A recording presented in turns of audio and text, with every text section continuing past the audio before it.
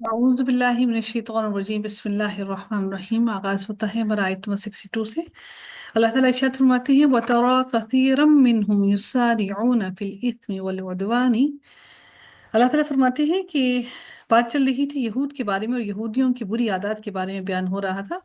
تو اللہ تعالیٰ فرماتے ہیں یہودیوں کی اس بری عادت کے بارے میں کہ رب العزت نے فرمایا وَتَرَى كَثِيرًا مِّنْهُمْ، اور آپ ان میں سے اکثر کو دیکھیں گے، یعنی آپ یہودیوں میں سے اکثر کو یہ دیکھیں گے کہ یسارعون فی الاثم والعدوان، کہ وہ جلدی کر رہے ہوتے ہیں کس میں؟ گناہ میں اور عدوان اور زیادتی میں۔ وَأَكْلِهِمُ السُّحْتَ، اور گناہ اور زیادتی میں بھی، ظلم کرنے میں بھی وہ جلدی کرتے ہیں، اور اسی میں وہ سبقت حاصل کرنے کی کوشش کرتے ہیں، ہر ایک دوسرے کے اوپر وہ چڑھائی کرنے کی کوشش کرتے ہیں، اور پھر فرماتے ہیں کہ اور حرام کھانے میں بھی لبئس ما كانوا يعملون۔ تو اللہ تعالیٰ پھر فرماتے ہیں کہ یہ کتنا ہی برا ہے جو وہ عمل کرتے ہیں، یقیناً برے کام ہیں جو یہ سب کے سب لوگ کرتے ہیں، ان کی مذمت کی گئی ہے کہ ان کا عمل یہ بہت ہی برا ہے۔ لولا ينهاهم الربانیون، اللہ تعالیٰ پھر مزید ارشاد فرماتے ہیں کہ یہود کے حکام اور علماء کی بے پرواہی کی مذمت کی گئی ہے کہ وہ لوگوں کو گناہوں سے اور حرام کھانے سے نہیں روکتے ہیں، کہ ان کے علماء ربانیون والاحبار، اور ان کے علماء ان کو گناہ کرنے سے نہیں روکتے ہیں۔ رب والے، کیونکہ رب والے دنیا کے اوپر نہیں پڑے ہوتے، وہ لوگ، ان کا کام یہ ہوتا ہے کہ لوگوں کو گناہوں سے اور برے کاموں سے روکیں، لیکن بلکہ وہ بھی ان کے ساتھ ملے ہوئے وہی کام کر رہے ہیں، ان کی خواہشات کے مطابق چلتے ہیں تاکہ وہ ان کو انعامات کرامات دیتے رہیں۔ بالکل آج ہمارے لوگوں کی طرح بھی سیم وہی حالات ہیں کہ وہ علماء بھی اب اپنے لوگوں کو، حکمرانوں کو برے کاموں سے نہیں روکتے۔ تو اللہ تعالیٰ یہاں پر ان یہودیوں کی یہ بات بیان کرتے ہوئے فرماتے کہ ان کے ربانی اور ان کے علماء ان کو گناہ سے، ان قولہم الاثم، ان کو بری باتوں سے، ان کے برے اعمال سے نہیں روکتے ہیں۔ وَأَكْلِهِمُ السُّحْتَ، اور نہ ہی ان کو حرام کھانے سے روکتے ہیں۔ لَبِئْسَ مَا كَانُوا يَصْنَعُونَ، پھر اللہ تعالیٰ پھر فرماتے ہیں اس کے بارے میں کہ یہ کتنے ہی برے یہ لوگ ہیں، یقیناً یہ بہت ہی برا کام کر رہے ہیں۔ نبی کریم صلی اللہ علیہ وسلم نے فرمایا کہ اللہ تعالیٰ کی حدود پر قائم رہنے والے اور اس میں گھس جانے والے، یعنی خلاف کرنے والے کی مثال ایسے لوگوں کی سی ہے جنہوں نے ایک کشتی کے سلسلے میں قرہ ڈالا، جس کے نتیجے میں بعض لوگوں کو کشتی کے اوپر والا حصہ ملا اور بعض کو نیچے کا۔ پس جو لوگ نیچے والے تھے انہیں دریا سے پانی لینے کے لیے اوپر والوں کے اوپر سے گزرنا پڑتا۔ انہوں نے سوچا کیوں نہ ہم اپنے ہی حصے میں ایک سوراخ کر لیں تاکہ اوپر والوں کو ہم کوئی تکلیف نہ دیں۔ اب اگر اوپر والے بھی نیچے والوں کو منمانی کرنے دیں گے تو تمام کشتی والے ہلاک ہو جائیں گے، اور اگر اوپر والے نیچے والوں کا ہاتھ پکڑ لیں تو یہ خود بھی بچیں گے اور سارے کشتی والے بھی بچ جائیں گے۔ یہ بالکل مثال ایسے ہی ہے کہ علماء کی بھی تھی کہ اگر وہ علماء، اگر وہ لوگوں کو روکتے تو یقیناً پورے کا پورا معاشرہ درست ہو جاتا، لیکن علماء نے لوگوں کو برے کاموں سے نہیں روکا، ان کو حرام کھانے سے نہیں روکا، بلکہ انہوں نے خود بھی انہی معاملات میں پڑ گئے کیونکہ وہ بھی دنیا داری حاصل کرنا چاہتے تھے۔ پھر اللہ تعالیٰ ارشاد فرماتے ہیں وَقَالَتِ الْيَهُودُ يَدُ اللَّهِ مَغْلُولَةٌ۔ اب یہاں پر اس سے مراد کیا لی گئی، کیوں لی گئی ہے؟ یہاں پر اس آیت کے شان نزول اگر دیکھیں تو حضرت ابن عباس سے روایت ہے کہ یہودیوں میں سے حناش بن قیس نامی ایک شخص نے کہا کہ آپ کا پروردگار بخیل ہے، کچھ خرچ نہیں کرتا۔ اس پر اللہ تعالیٰ نے یہ آیت نازل فرمائی، اور اللہ تعالیٰ نے یہاں پر ارشاد فرمایا کہ یہ اس آیت میں کہ وقالت الیہود ید اللہ مغلولہ، اور یہود نے کہا کہ اللہ تعالیٰ کا ہاتھ بندھا ہوا ہے، یعنی یہودیوں نے اللہ تعالیٰ کی بلند ترین شان میں سخت ترین گستاخی کی اور کہا کہ اللہ تعالیٰ تو کنجوس ہے، نعوذ باللہ۔ اور انہوں نے مزید سورہ آل عمران میں بھی یہ ارشاد ہوتا ہے کہ انہوں نے کیا کہا، نعوذ باللہ، ان اللہ فقیر ونحن اغنیاء، بلا شبہ اللہ تعالیٰ فقیر ہے اور ہم مالدار ہیں۔ ید اللہ مغلولہ، یعنی کہ انہوں نے کیا کہا کہ اللہ تعالیٰ کا ہاتھ بندھا ہوا ہے، بند گیا ہے، یعنی نیکی، خیر، بھلائی اور احسان سے بند ہو گیا ہے۔ اللہ تعالیٰ جو نیکی کا ہمیں بار بار حکم دے رہا ہے، اللہ تعالیٰ کا ہاتھ اس نیکی نے، ہماری نیکیوں نے بند کر دیا ہے۔ غلت ایدیہم ولعنوا بما قالوا، پھر ارشاد ہوتا ہے کہ ہاں، تو انہی کے ہاتھ جو اللہ تعالیٰ فرماتے ہیں کہ اللہ نے کیا فرمایا کہ ان کی بات کی تردید کی، اللہ تعالیٰ نے کیا فرمایا کہ غلت، اللہ تعالیٰ نے فرمایا کہ ید اللہ غلت، سوری، غلت ایدیہم ولعنوا بما قالوا،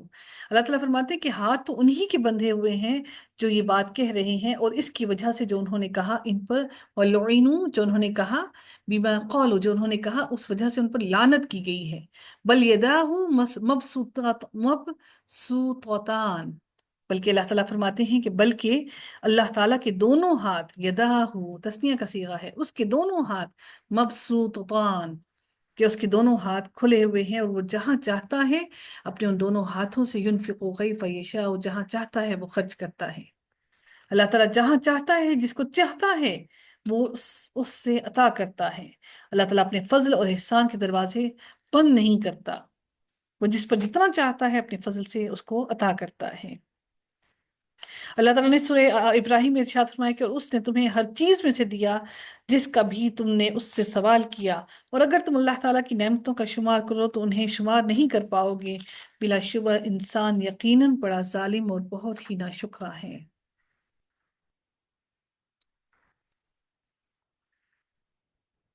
اللہ تعالیٰ مزید ارشاد فرماتے ہیں وَلَا يَزِدَنَّ كَثِيرًا مِّنْهُمْ مَا أُنزِلَ إِلَيْكَ مِن رَّبِّكَ طُغْيَانًا وَكُفْرًا، اور جو آپ کے رب کی جناب سے آپ پر نازل کیا گیا ہے، آپ کے رب کی طرف سے آپ کی طرف جو نازل کیا گیا ہے، وہ ان میں سے اکثریت کی سرکشی اور کفر میں یقیناً اضافہ کر دے گا۔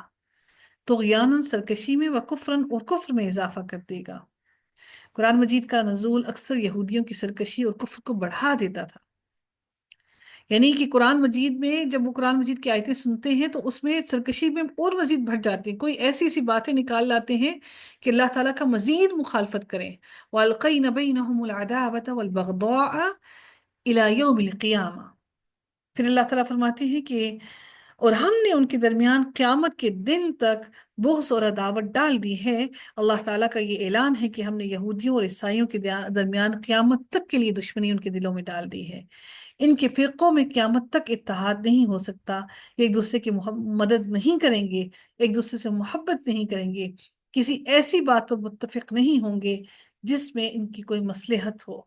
ہمیشہ دلوں میں ایک دوسرے کے خلاف بغض ہی رکھیں گے، قیامت تک یہ ایک دوسرے پر ظلم کرتے رہیں گے۔ اور پچھلی 1400 سال میں اسلام کی آمد سے پہلے یہودی اور عیسائی دست و گریبان رہے ہیں، وہ ہمیشہ ایک دوسرے کو مارتے پیٹتے رہے ہیں، ایک دوسرے سے لڑتے جھگڑتے رہے ہیں۔ آج اگر وہ اسلام دشمنی میں متحد ہو گئے ہیں تو کل ضرور اللہ تعالیٰ اپنا وعدہ پورا کر دے گا۔ اللہ تعالیٰ نے ان کے دلوں میں عداوت اور بغض ڈال دیا ہے۔ اگر وہ اوپر اوپر سے ہمیں ایسا لگتا ہے کہ وہ ایک دوسرے سے جڑے ہوئے ہیں، لیکن در حقیقت ان کے دل جڑے ہوئے نہیں ہوں گے۔ یہ اللہ تعالیٰ کا وعدہ ہے، اللہ تعالیٰ نے ان کے دلوں میں عداوت اور بغض ڈال دیا۔ كلما أوقدوا نارا للحرب أطفأها الله ويسعون في الأرض فسادا، اللہ تعالیٰ پھر ارشاد فرماتے ہیں جب بھی وہ لڑائی کی آگ بھڑکاتے ہیں اللہ تعالیٰ اسے بجھا دیتا ہے، یعنی اپنی باتوں سے جب ایک دوسرے کے بیچ میں ایک دوسرے مخالفت پیدا کرنے کی کوشش کرتے ہیں، جب آگ کو سلگاتے ہیں لڑائی کی، تو اللہ تعالیٰ ان کی سازشوں کو ناکام کر کے اس آگ کو، جو جنگ وہ مسلط کیے ہوئے ہوتے ہیں، اللہ تعالیٰ اس جنگ کو دور کر دیتا ہے اور وہ فساد کو ہٹا دیتا ہے۔ واللہ لا يحب المفسدین، پھر اللہ تعالیٰ فرماتے ہیں کہ اطفاء اللہ، اس کا معنی کیا ہوا کہ اللہ تعالیٰ کبھی مسلمانوں کی مدد کر کے، کبھی ان کو بے یار و مددگار چھوڑ کر، اور کبھی ان کے لشکروں کو منتشر کر کے لڑائی کی آگ کو بجھا دیتا ہے۔ نار للحرب، یہ جو جنگ وہ کرنا چاہتے ہیں اس آگ کو بجھا دیتا ہے۔ اطفاء اللہ، کہ اللہ تعالیٰ کبھی ان کی مدد کر کے، اور کبھی مسلمانوں کی مدد کر کے، اور کبھی ان کافروں کو بے یار و مددگار چھوڑ کر، اور کبھی ان کے لشکروں کو منتشر کر کے مسلمانوں کی مدد کر دیتا ہے۔ وَيَسْعَوْنَ فِي الْأَرْضِ فَسَادًا، اور جو زمین میں دوڑ دھوپ کرتے ہیں فساد پھیلانے کی، اللہ تعالیٰ فرماتے ہیں کہ وَاللَّهُ لَا يُحِبُّ الْمُفْسِدِينَ، اللہ تعالیٰ مفسدوں کو ہرگز پسند نہیں کرتا۔ وَلَوْ أَنَّ أَهْلَ الْكِتَابِ آمَنُوا وَاتَّقَوْا لَكَفَرْنَا عَنْهُمْ سَيِّئَاتِهِمْ وَلَأُدْخِلَنَّهُمْ جَنَّاتِ النَّعِيمِ، اللہ تعالیٰ فرماتے ہیں اور اگر واقعتاً اہل کتاب ایمان لاتے اور اللہ تعالیٰ سے ڈرتے تو ہم ضرور ان کی برائیاں ان سے دور کر دیتے، ان کے گناہوں کو دور کر دیتے، اور جس برائی میں وہ مبتلا ہیں ان کو دور کر دیتے، اور ہم ان کو نعمتوں والی جنت میں ضرور داخل کرتے اگر وہ اپنے گناہوں سے توبہ کرتے۔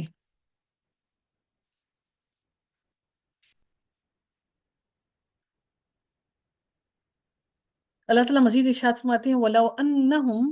أَقَامُوا التَّوْرَاةَ وَالْإِنْجِيلَ وَمَا أُنزِلَ إِلَيْهِمْ مِنْ رَبِّهِمْ۔ اللہ تعالیٰ ارشاد فرماتے ہیں اور اگر واقعتاً وہ تورات اور انجیل کو قائم کرتے، اس کے مطابق اپنے درمیان فیصلے کرتے، اتحاد میں رہتے اور اللہ تعالیٰ کے قانون کو نفاذ کرتے، تو اللہ تعالیٰ فرماتے ہیں کہ اور جو ان کے رب کی طرف سے ان پر نازل کیا گیا ہے، وَمَا أُنزِلَ إِلَيْهِمْ مِنْ رَبِّهِمْ لَأَكَلُوا مِنْ فَوْقِهِمْ وَمِنْ تَحْتِ أَرْجُلِهِمْ مِنْهُمْ أُمَّةٌ مُقْتَصِدَةٌ۔ تو اللہ تعالیٰ فرماتے ہیں کہ تو وہ اپنے اوپر سے بھی اور اپنے قدموں کے نیچے سے بھی رزق پاتے، یعنی آسمان سے اللہ تعالیٰ ان کو برکتوں والی بارش ان پر نازل کرتا، اور پھر اوپر سے ایسے ان کو رزق ملتا کہ وہ اوپر سے کیسے دیا جاتا کہ برکتوں والی بارش آتی، اور من فوقہم ومن تحت ارجلہم، اور جو ان کے پاؤں کے نیچے زمین ہے اس پر پھل فروٹ ان کے فصلوں میں بے تحاشا رزق ہوتا۔ منہم امت مقتصدہ،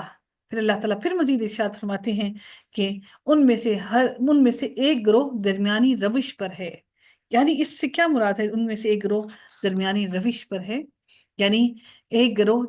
ایسا ہے جو سیدھی راہ پر ہے، یعنی ایک گروہ ایسا ہے جو تورات اور انجیل پر عمل کرتا ہے مگر اس کا عمل قوی اور نشاط انگیز نہیں، یعنی کہ قوی اور مکمل طور پر وہ اس دین پر چلنے والے نہیں، درمیانی رستہ اپنائے ہوئے ہیں۔ وَكَثِيرٌ مِّنْهُمْ سَاءَ مَا يَعْمَلُونَ، پھر اللہ تعالیٰ مزید ارشاد فرماتے ہیں ان کے بارے میں